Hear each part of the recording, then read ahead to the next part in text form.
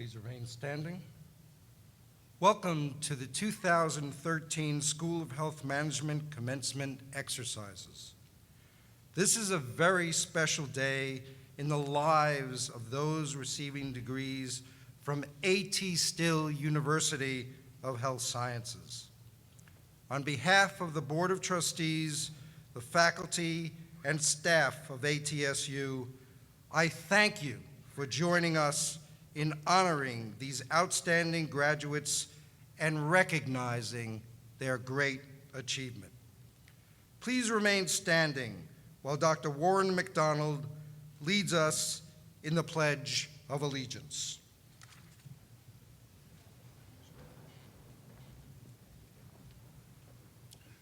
Please join me as we thank America.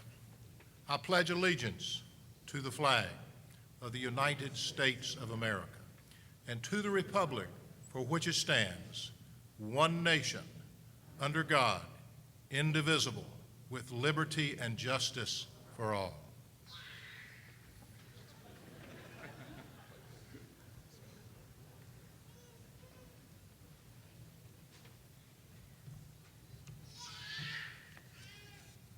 It is now an honor to introduce Dr. Scott Drew, member of the ATSU University of Health Sciences Board of Trustees, to give a welcome from the board. Dr. Drew.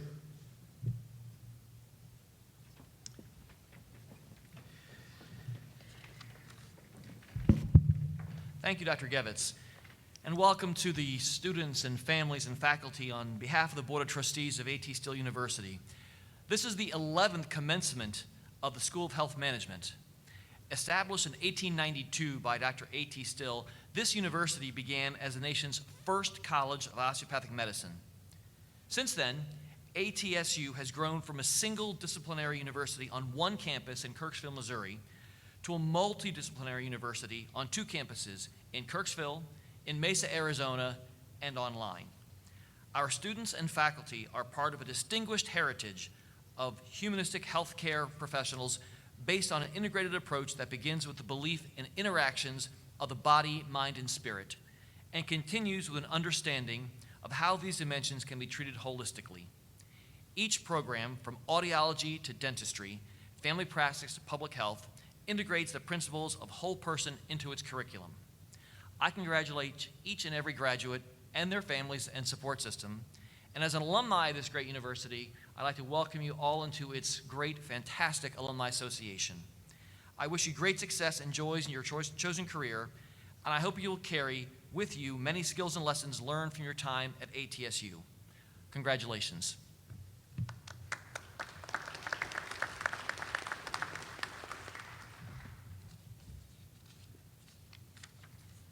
At this time, I would like to introduce the Interim Dean of the School of Health Management, Dr. Donald Altman.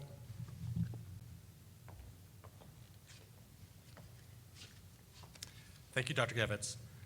Please allow me a few minutes to make a few introductions. Please hold your applause until I've introduced the entire stage party. And please remain standing when I call your name. Dr. Catherine Adler, Associate Dean of Academic Success and Assessment. Dr. Adler will be presenting the candidates today. Dr. James Guillory, Professor of Public Health and today's Grand Marshal. Dr. Scott Drew, member of the ATSU Board of Trustees. Dr. Janice Probst, Director of the South Carolina Rural Health Research Center at the University of South Carolina and our commencement speaker. Dr. Craig Phelps, President of ATSU University. On my far right, Dr. Letha Williams, Chair of the Health Administration Programs and Faculty Marshal. Dr. Aaron Breitenbach, Chair of the Health Education Program and Student Marshal. Dr. Warren McDonald, Professor of Health Education. Dr. Norman Gevitz, Senior Vice President, Academic Affairs.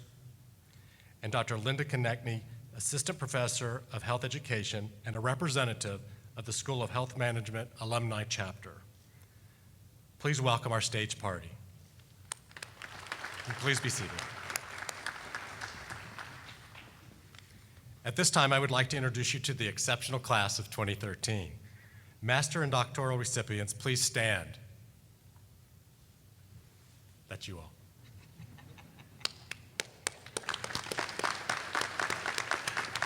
You can be seated. I would like to introduce some other very important people that are with us today. Please stand as I recognize your name, as I call your name. Dr. Michael McManus, Vice President, Planning, Assessment, and Institutional Effectiveness. The Honorable Nate Walker, our 2nd District State Representative. Our outstanding SHM faculty and staff. Would you please stand? Like that. And most important, family and friends of the graduates, please stand.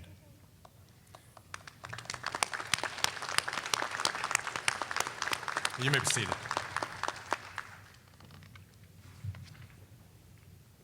Now, would all graduates or members of the military please stand? Thank you for all you do for all of us. Thank you. We extend a special thank you to Truman State University President, Dr. Troy Payno, for his hospitality and sharing this facility for our commencement. It is now my honor and privilege to introduce this year's commencement speaker, Dr. Janice Probst. Dr. Jan Probst is a professor in the Department of Health Services Policy and Management, Arnold School of Public Health, University of South Carolina, where she leads the federally funded South Carolina Rural Health Research Center. Dr. Probst received her undergraduate degree at Duke University and her graduate trainings at Purdue University and the University of South Carolina. An experienced teacher as well as researcher, Dr. Probst has received faculty awards for excellence in both teaching and research at the Arnold School of Public Health. In 2008, she was named a National Rural Health Association Outstanding Researcher for her work in rural minority health. In addition to all of this, Jan and her husband Bob are proud parents of 3 sons and 2 daughter-in-laws. A true country girl, she plays guitar and sings in her church choir. For relaxation, Jan plays tennis and runs triathlons. Please welcome Dr. Probst. And Dr. Phelps, would you please come to the podium to present the candidate with an honorary degree? Nope.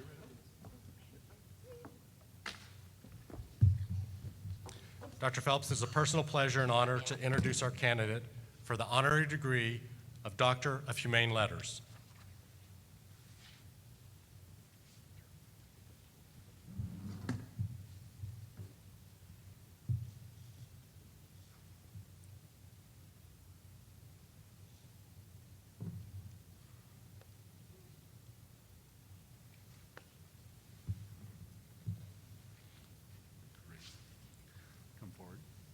Yes.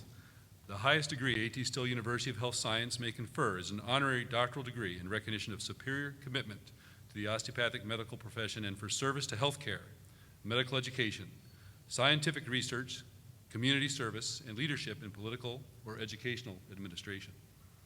Dr. Janice Probst, upon the recommendation of the faculty, interim dean, and senior vice president of academic affairs, and with the authority vested in me by the Board of Trustees, I hereby confer on you the degree, Doctor of Humane Letters, with all the rights, honors, privileges, and responsibilities pertaining thereto. Congratulations. It's an honor.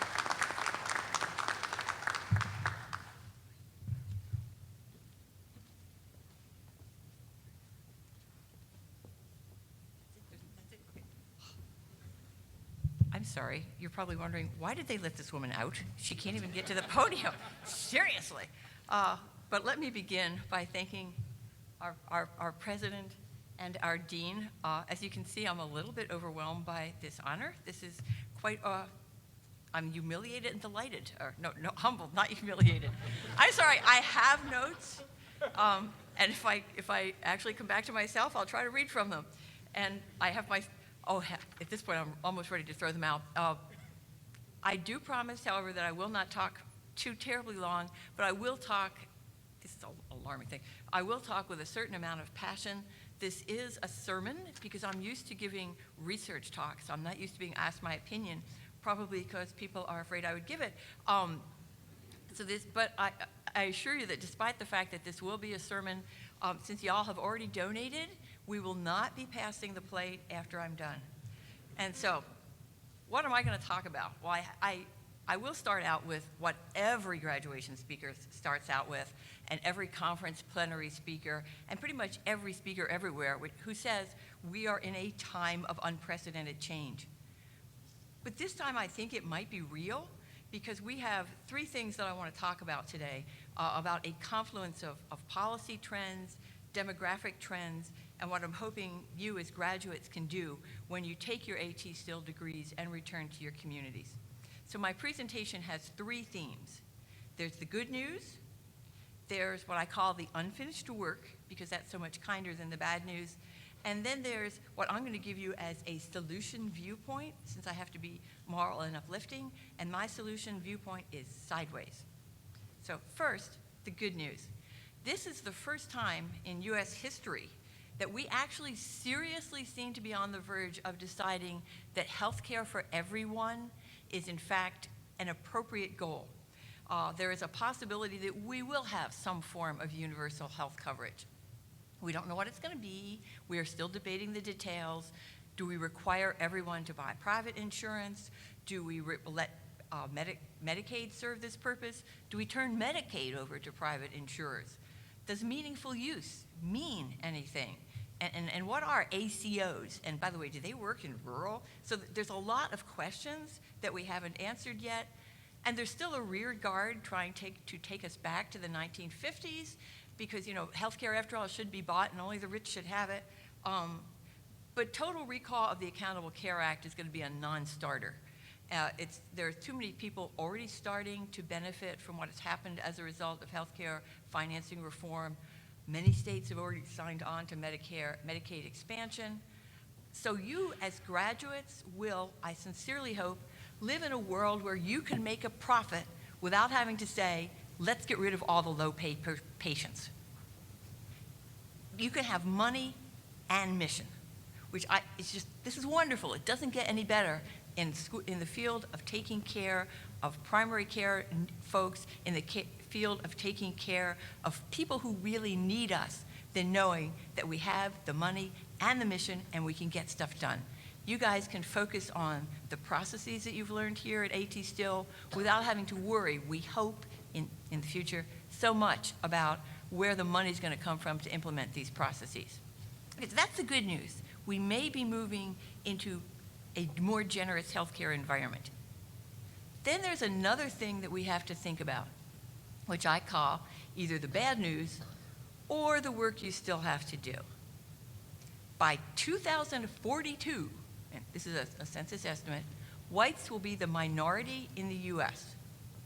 White children currently represent fewer than half of all babies born, which is an indication of the way the face of America is changing. Literally, the face of America is changing. Why might this be challenging? Because nearly 50 years, I'm going to say that again, nearly 50 years after the passage of the 1965 civil rights legislation, the U.S. has failed to become a post-racial society. Now, I was a child of the 60s and early 70s and marched, and the world was going to be wonderful by the time I was this old. And unfortunately, it really truly isn't quite that wonderful.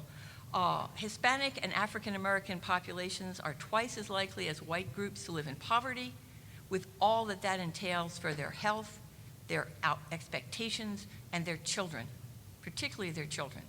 A far greater proportion of non-white than white children live in economically deprived neighborhoods with inferior schools.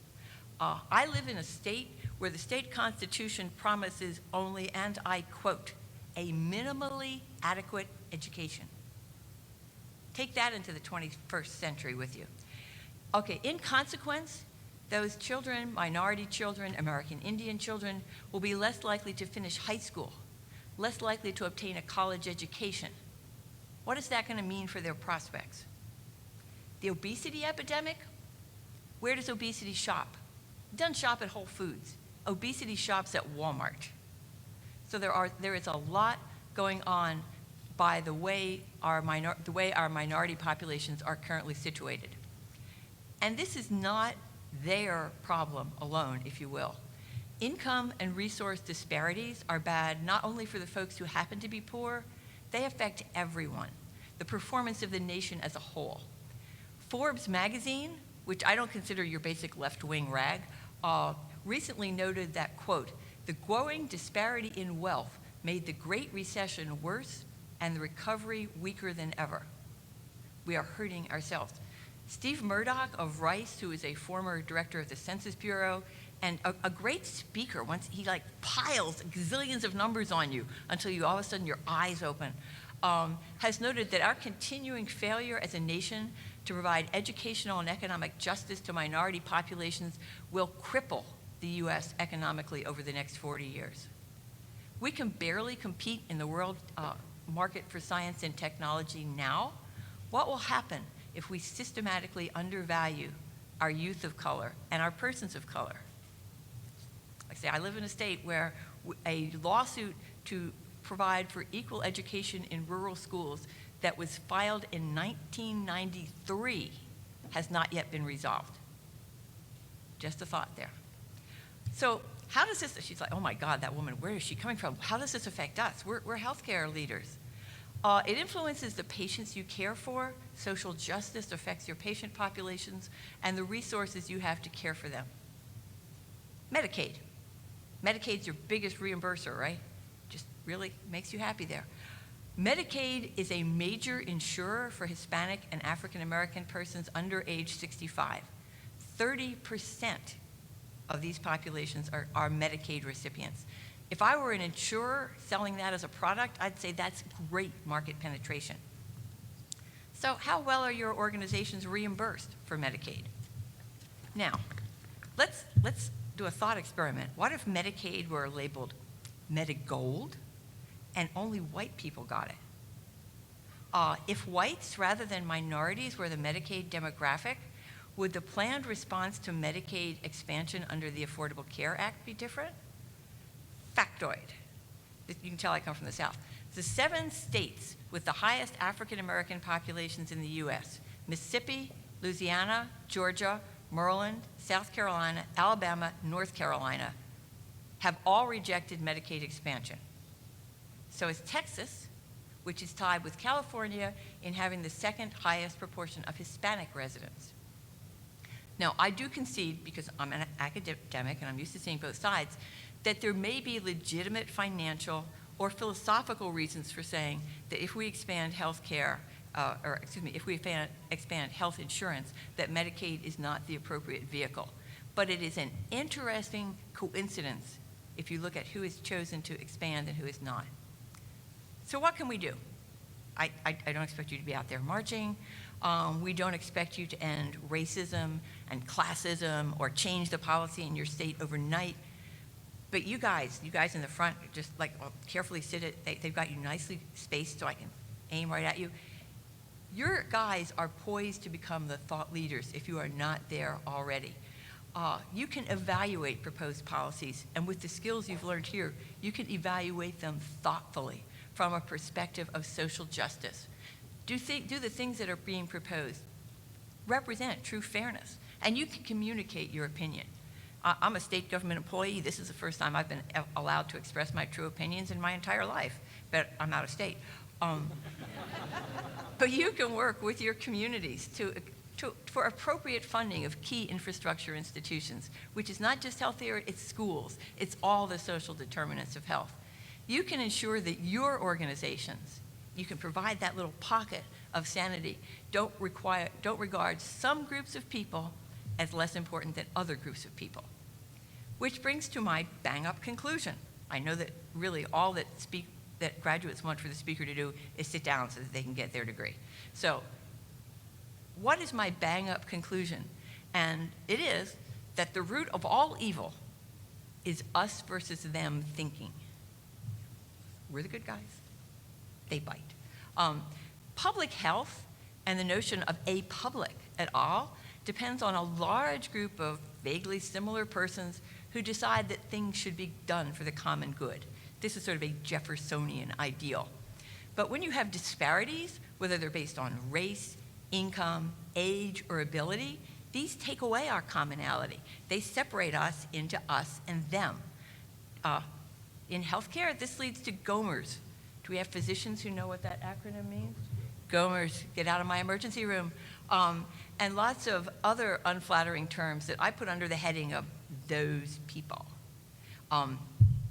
Those people can be your patients or some of your patients. And if you're in high enough management, those people might even be some of the lower level people in your own organization.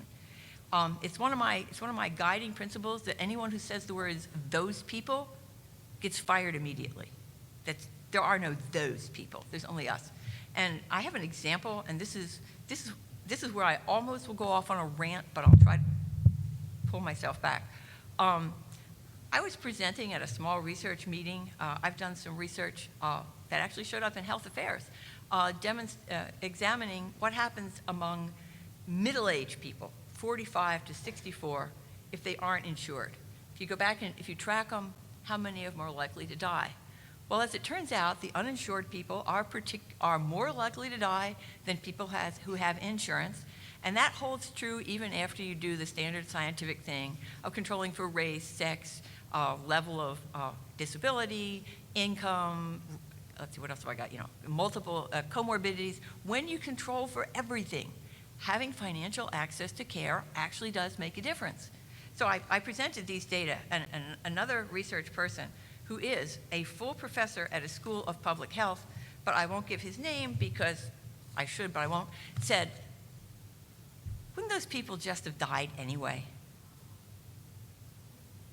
Wouldn't those people just have died anyway? With remarkable restraint, I did not leap from the podium and throttle him, but I was tempted. But when did it become the province of public health to decide that some causes of death get addressed and some don't? Those people, TB has the same demographic profile as lack of health insurance, and if TB were killing as many people as being uninsured does, we would have task forces everywhere to deal with that problem. We don't.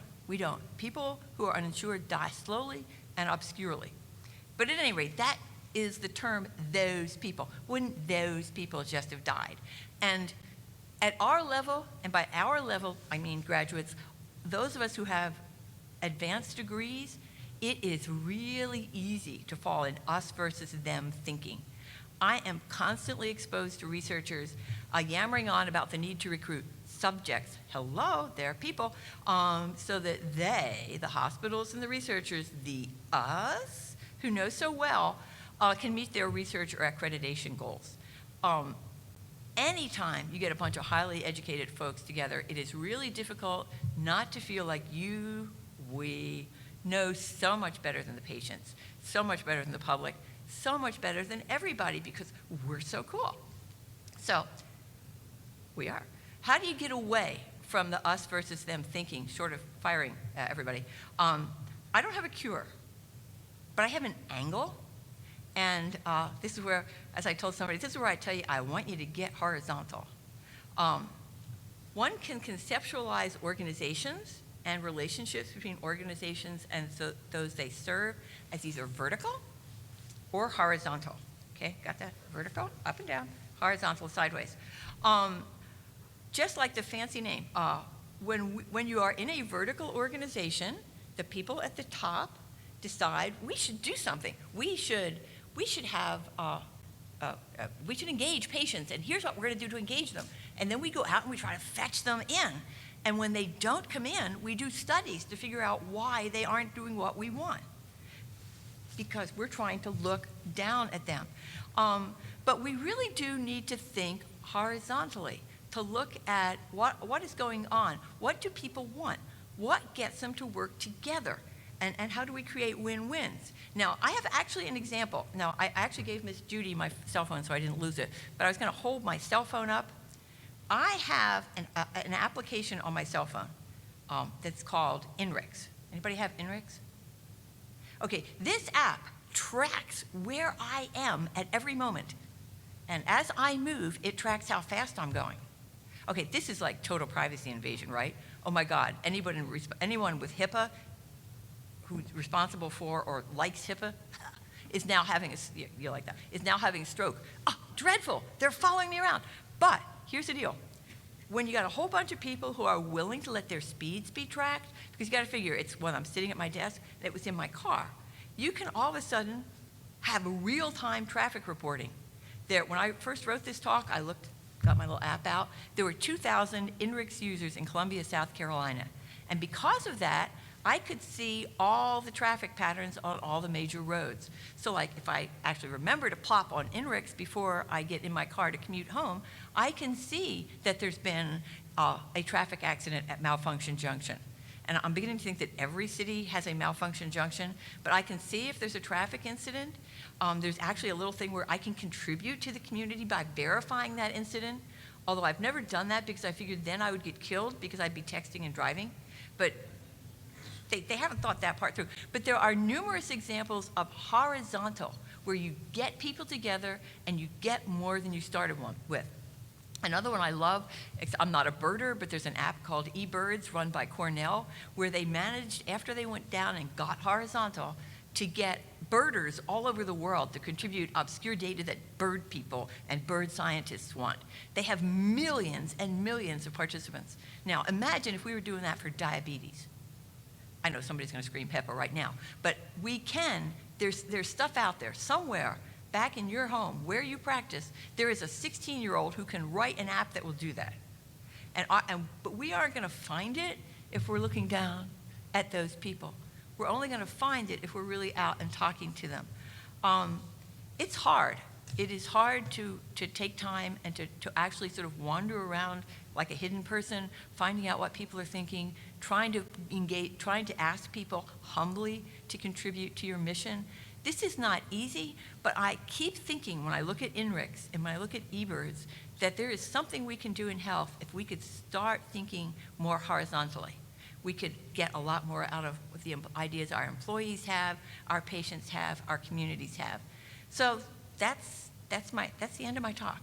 That's my bottom message, which is, even though you are attaining really an educational pinnacle that very few people do, please try not to think vertically about how wonderful you are, although of course you are, and you do get to be wonderful for your families today, but to try to think horizontally about how we can make things better for all.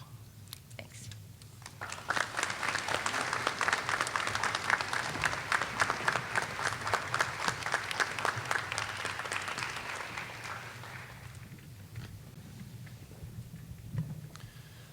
President Phelps, the candidates for the Master of Health Administration, Master of Public Health, and Master of Public Health with a dental emphasis have successfully completed the requirements for their degree. Upon recommendation of the faculty, I have the pleasure of presenting them to you at this time. Will the master candidates of the School of Health Management please rise and proceed to the stage? Dr. Catherine Adler will now present the members of the class of 2013 to receive their diplomas. Doctors Aaron Breitenbach and Letha Williams will hood the master's candidates.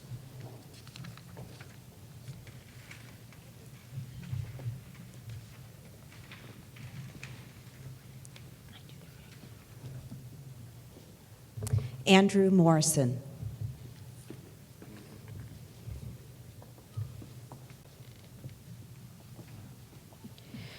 Judith Alongo.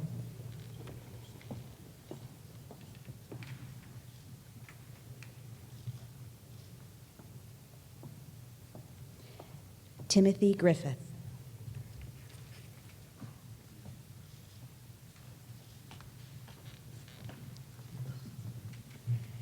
Michelle Goldfinger.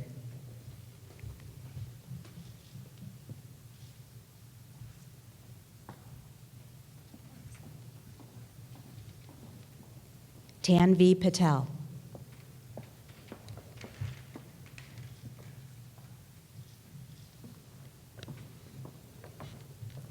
Zayed al-Baghdadi.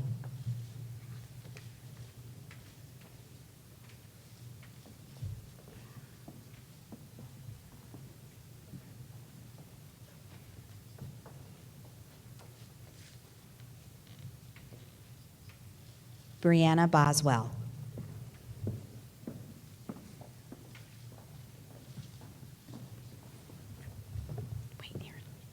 Aaron Fisher.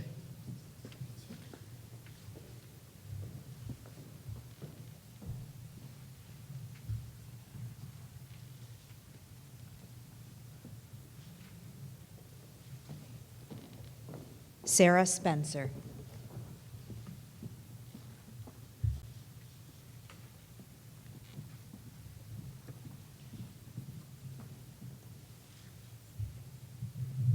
Ashley Simbeck.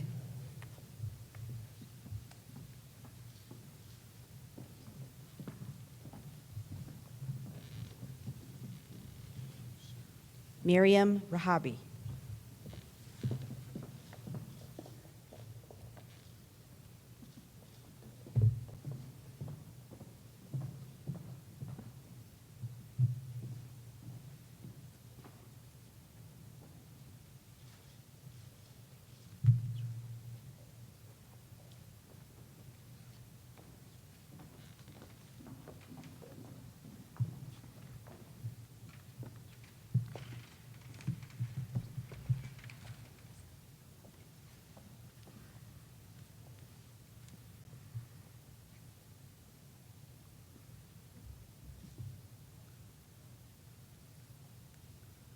Going to ask the group to please stand.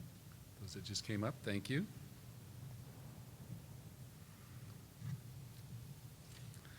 Upon the recommendation of the faculty, interim dean, and senior vice president for academic affairs, and by the authority vested in me by the Board of Trustees, I hereby confer upon each of you the master's degree with all the rights, honors, privileges, and responsibilities pertaining thereto. Congratulations.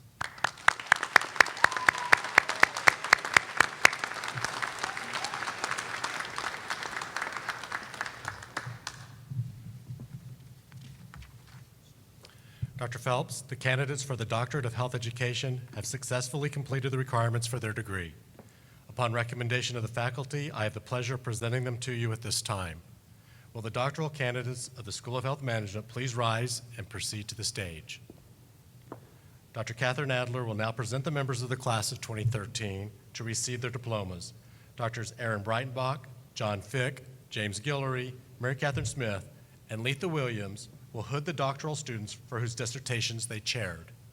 Dr. Breitenbach will hood those students whose dissertation chair was not able to attend.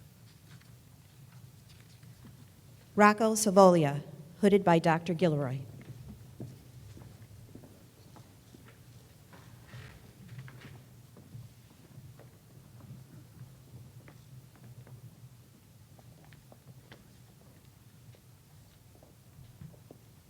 Jennifer D. Taylor, hooded by Dr. Breitenbach.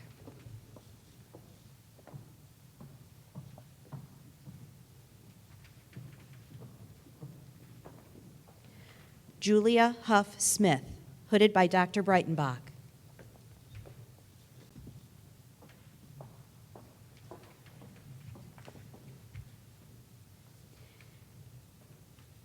Siriani De Silva, hooded by Dr. Fick.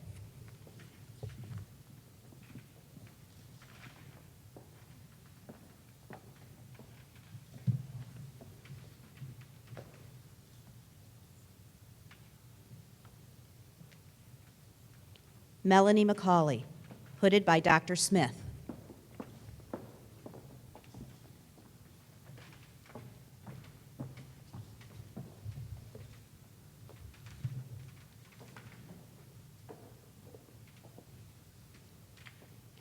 Beth Hopkins, hooded by Dr. Williams.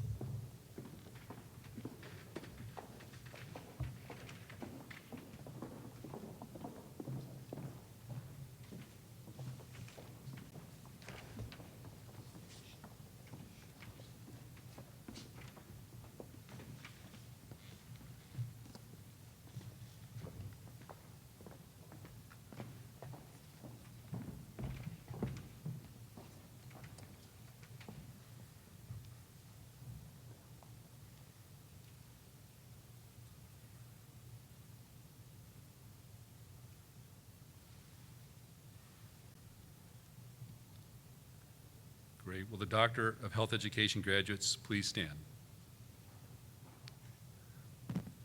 Upon the recommendation of the faculty, interim dean, and senior vice president of academic affairs, and by the authority vested in me by the Board of Trustees, I hereby confer upon you the Doctorate of Health Education with all the rights, honors, privileges, and responsibilities pertaining thereto. Congratulations, doctors.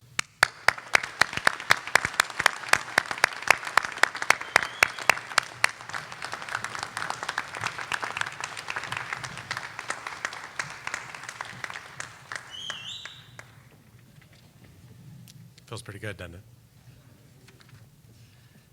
It's my honor to now introduce SHM's Alumni Chapter Representative, Dr. Linda Konechny.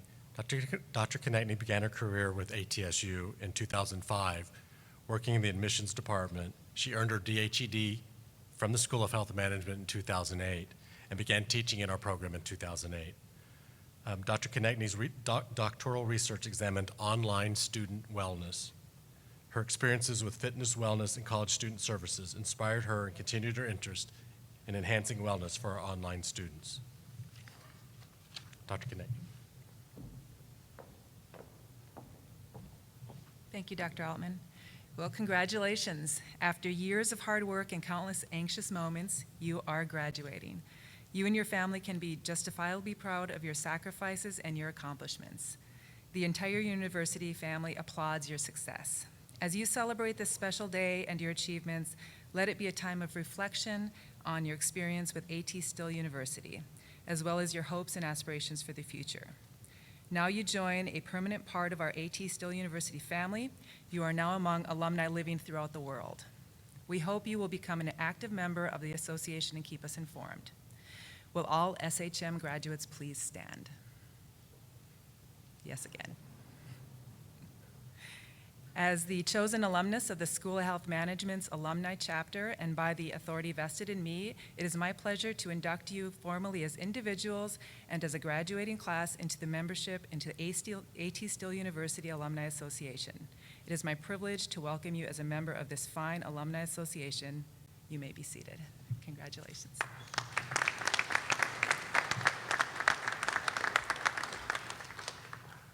Wow, it's been a special morning, and I want to especially thank the graduates who chose to come to Kirksville, Missouri with their families and friends to experience kind of the Kirksville community, see what AT Still University is all about, and I think that our speaker, Dr. Probst, as I was listening to her, I heard a lot of what AT Still talked about when he came to rural Missouri and saw this opportunity and thought about this horizontal way that healthcare can be delivered in a very rural setting to people across the country. So downtown, there's a Travelers Hotel. It's still there. It's apartments, condominiums now. But there used to be a train when I was in school here that ran by, and that train brought people literally from around our country and from around the world to Kirksville, Missouri to get the type of care that you're talking about, the whole person, the body, mind, and spirit. And you certainly are what we aspire to become as a university, graduates like you. Linda, thank you for your words. I remember when you were working in our admissions student services department and the dedication and what you've done with your life to make a change in the health of our country. I want to thank the parents and the families and the friends who are here. Let's give them a round of applause for helping out. And this great faculty and staff that literally are around the country working for you and for the university. They come together once a year in this setting to honor you, to learn from each other, and to continue the great work. And there are going to be great things that you're going to hear about for SHM in the future. And I want to thank our faculty and staff. Thank you. Well, you've heard from Dr. Altman, you've heard from Dr. Probst. We know this is an important time. Dr. Gevitz, thanks for your words early. Today is one of the most important days of your personal and professional life. In several minutes, when you walk through those doors, for the rest of your life, you will have new roles and responsibilities. More importantly, those sitting before you, next to you, and behind you will support and continue to support you throughout your career as you dedicate yourself to the most noble of callings. You have what our nation needs, and in fact, what our world needs. As our founder, Dr. A.T. Still emphasized in his works, Finding disease is fairly easy, but helping our patients and communities find health, that is our true mission. No one is better prepared than you. No one can do it better than you. Opportunities you have yet to dream await you to seize and realize. Our future is in your hands. You will do well. Until we meet again, congratulations and Godspeed.